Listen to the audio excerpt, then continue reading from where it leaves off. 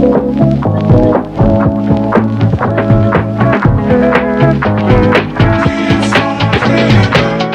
के चेहरे पर दर्द का एहसास और कष्ट के भाव थे। उसके जबड़े भिजे हुए थे और उसे काफी तकलीफ हो रही थी। माथे से पसीना लगातार टपक रहा था और वो बार बार अपनी कमजोर होती हाथों की पकड़ को देख रही थी, जिससे किसी भी पल वो रॉड छूट सकती थी जिस पर वो लटकी हुई थी। जैसे ही लगने लगा कि अब उसकी पकड़ छूट जाएगी, शुभी की माँ कुछ ढूंढते हुए उस स्टोर रूम में दाखिल हुई। जैसे ही माँ ने शुभी को इस हालत में देखा, उनके होश उड़ गए। शुभी की हाथ की पकड़ छूटने लगी और वो नीचे गिरते गिरते संभल रही थी कि माँ ने उसे थाम लिया। माँ की नजर शुभी के हाथों पर पड़ी, जो जबरदस्त दर्द को छिपाने की कोशिश कर रही थी। शुभी अपनी हथेलियों को छिपाए खड़ी थी। माँ ने जब गौर से उसकी हथेलियों को देखा तो उन्हें दिखा कि शुभी की हथेलियां सुर्ख लाल हो चुकी थी और उनमें छाले और चिल्हड़ लगे हुए थे। माँ चिल्लाई, पागल हो गई है क्या? ये क्या बदहवासी है? दिमाग फिर गया है तुम्हारा? शुभी ने आंसुओं से भरी आंखों और कांपती आवाज में जवाब दिया, माँ, मुझे समझ नहीं आता मैं क्या करूं। स्कूल में सब मुझे हमेशा चिढ़ाते रहते हैं।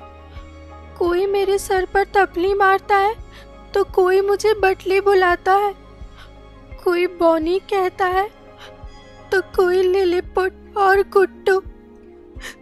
मेरी पूरी जिंदगी मजाक बनकर रह गई है। क्लास में सबसे आगे बैठती हूँ तो भी परेशान करते हैं। जब मुझे कुछ याद नहीं रहता और टीचर पूछती है तो सब मुझे ही देखते हैं और हंसते हैं। शुभी के स्कूल में रोजाना एक नए जुमले का चयन होता था। कोई उसका मजाक उड़ाता तो कोई उसकी लंबाई पे ताने मारता और ये उसके आत्मविश्वास को कमजोर कर देता था।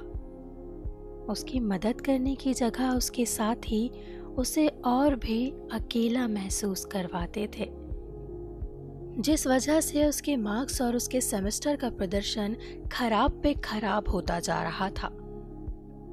ये स्कूल नहीं बल्कि एक डर का घर बन गया था उसके लिए, जहां उसके छोटे छोटे सपने दबे पड़े थे। माँ ने शुभी को और करीब खींचते हुए कहा, लेकिन बेटा, ये सब इतना बड़ा कदम उठाने की वजह तो नहीं हो सकती। शुभी की आवाज भर्राने लगी। माँ, मैं नहीं जानती कि क्या करूं। मुझे हर दिन शर्मिंदगी झेलनी पड़ती है। अब मुझसे ये सहा नहीं जाता।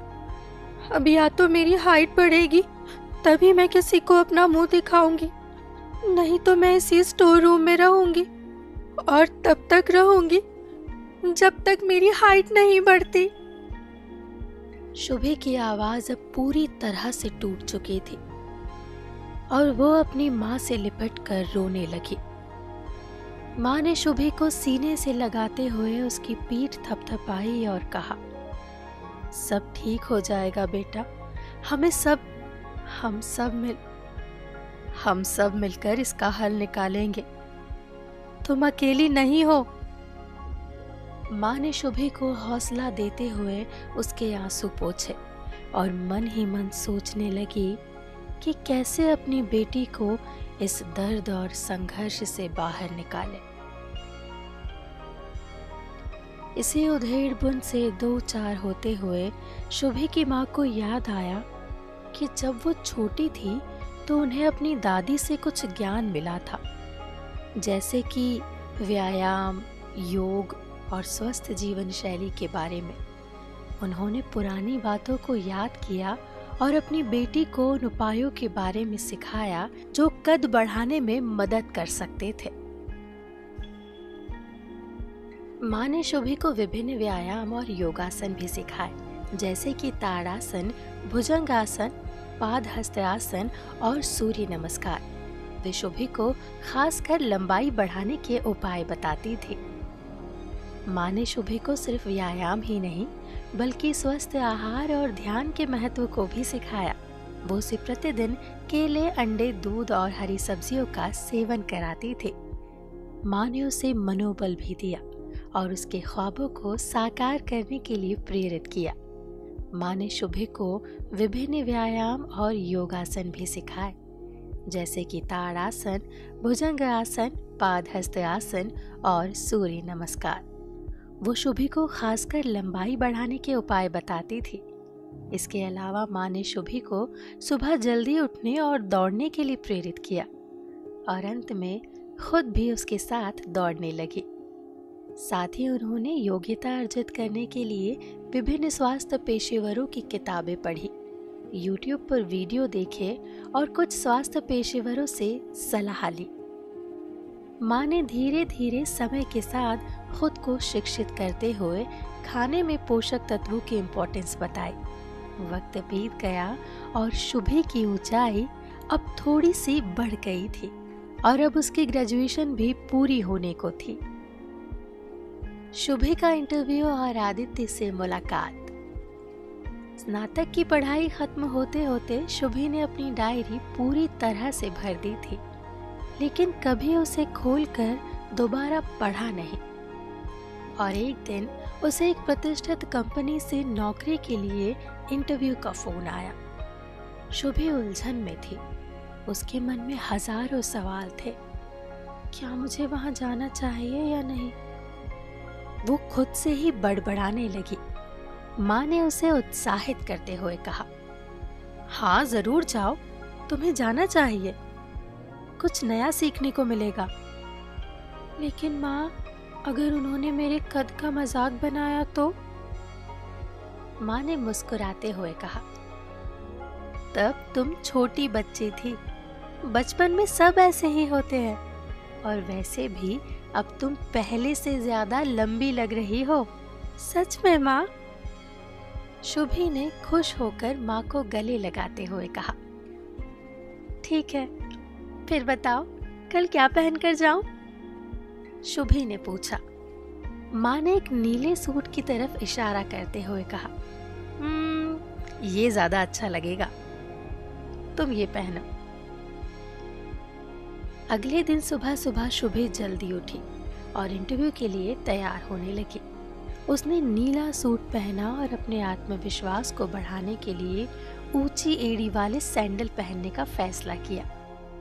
माँ ने उसे विदा करते हुए कहा, शुभी बेटा, टेंजेंट ड्रीम इंटरव्यू नाम की किताब जरूर ले लेना, ये तुम्हारे पहले इंटरव्यू में मदद करेगी। माँ ने उसे दही और चीनी खिलाकर आशीर्वाद दिया और विदा किया। शुभी ऑटो रिक्शा लेने के लिए सड़क पर आई। उसने एक ऑटो रुकवाया और अपने गंतव्य का नाम बताया। ऑटो में बैठते ही उसने अपने दस्तावेजों की जांच की ताकि कुछ छूट ना जाए। जैसे ही ऑटो चलने लगा, शुभी ने देखा कि रास्ते में एक बुक स्टोर था, जहां अचानक उसे ध्यान आया कि माँ ने उसे वो बुक खरीदने को कहा था और ये बुक स्टोर ऑफिस के पास ही था। तो फोन पर बात करते हुए उसने अपने फोन को स्पीकर पर रखते हुए ऑटो को यूपीआई से भुगतान किया और बुक स्टोर की तरफ रवाना हो गई। बुक स्टोर पहुंचते ही उसने टेंजेंट ड्रीम इंटरव्यू किताब की खोज शुरू कर दी। किताब ढूंढते हुए उसकी नजर एक लड़के पर पड़ी जिसका नाम ऋषि था, जो उसी किताब को देख रहा था। उसने धीरे से पास जाकर पूछा, क्या ये किताब यहाँ उपलब्ध है? ऋषि ने मुस्कुराते हुए कहा, हाँ, ये रही। लगता है आप भी इसी किताब की फैन हैं। शुभी ने हल्के से मुस्कुराते हुए जवाब दिया, नहीं, वो तो बस माँ ने कहा था। अचानक उसे एहसास हुआ कि वो इस अजनबी से बात क्यों कर रही है और वो चुप हो गई। उसने किताब हाथ में ली और काउंटर की तरफ बढ़ी, जिस पर ऋषि ने कहा, क्या बोला है मम्मी ने? शुभी का जवाब था, अजनबियों से ज्यादा बात नहीं करनी चाहिए। जब वो अजनबी आपका वॉलेट लौटा रहा हो। अपनी मुस्कुराहट को दबाते हुए शुभी उसके हाथ से अपना वॉलेट लगभग छीनते हुए काउंटर पर पहुंचती है और अपना बटुआ निकालकर जल्दी से पैसे देकर बुक स्टोर से बाहर निकल जाती है और धीरे धीरे ऋषि की आंखों से ओझल हो जाती है। ऋषि प्यार से अपना सर हिलाता है और सामने आकर उसी ऑटो में बैठते हुए पूछता है, भैया सफर चलोगे? उधर ऑफिस पहुंचते ही शुभी को एहसास हुआ कि उसके दस्तावेज, मार्कशीट और सारे जरूरी कागजात शायद ऑटो में ही छूट गए हैं। उसके दिल की धड़कन तेज हो गई और वो घबराने लगी। वो ऑफिस के प्रतीक्षालय में बैठी थी और उसका नाम पुकारा जाने वाला था। वो बहुत ही तनाव में थी, समझ नहीं आ रहा था कि अब वो क्या करे। उधर आदित्य ने भी उसी ऑटो को रोका था और उसमें बैठ गया था। ऑटो में बैठते ही उसने देखा कि पिछली सवारी के कुछ दस्तावेज सीट पर पड़े थे। उसने ध्यान से देखा तो समझ गया कि ये किसी इंटरव्यू के कागजात है। उसने ऑटो वाले से पूछा, ये दस्तावेज किसके हैं? ऑटो वाले ने जवाब दिया, कौन से कागजात? अच्छा ये वाले साहब, ये शायद उस लड़की के थे जो अभी अभी बुक स्टोर के पास उतरी थी। आदित्य ने तुरंत दस्तावेज अपने पास रख लिया और बुक स्टोर की तरफ देखने लगा। वो सोचने लगा कि लड़की के लिए ये कितने महत्वपूर्ण होंगे। ऑफिस पहुंचते ही आदित्य ने रिसेप्शन पर जाकर पूछा, क्या यहाँ शुभी नाम की कोई लड़की इंटरव्यू के लिए आई है? रिसेप्शनिस्ट ने हाँ में सिर हिलाया और शुभी को बुलाने के लिए इंटरकॉम किया। शुभी का नाम पुकारा जाने वाला था। उसका तनाव बढ़ता जा रहा था। तभी रिसेप्शनिस्ट ने आकर कहा, आपके लिए कोई व्यक्ति दस्तावेज लेकर आया है। शुभी ने राहत की सांस ली और जल्दी से रिसेप्शन पर पहुंची। उसने देखा वही लड़का था जिसे उसने बुक स्टोर में देखा था। आपके दस्तावेज ऑटो में रह गए थे, आदित्य ने मुस्कुराते हुए कहा। शुभी ने दस्तावेज लेते हुए कहा, धन्यवाद, आप नहीं जानते आपने मेरी कितनी बड़ी मदद की है। कोई बात नहीं, शुभकामनाएं आपके इंटरव्यू के लिए, आदित्य ने कहा और विदा लिया। शुभी ने आत्मविश्वास के साथ इंटरव्यू के लिए कदम बढ़ाए और मन में सोचा, आज का दिन अच्छा होगा। तभी अंदर से आवाज आई, मैं शुभी, कौन है यहाँ?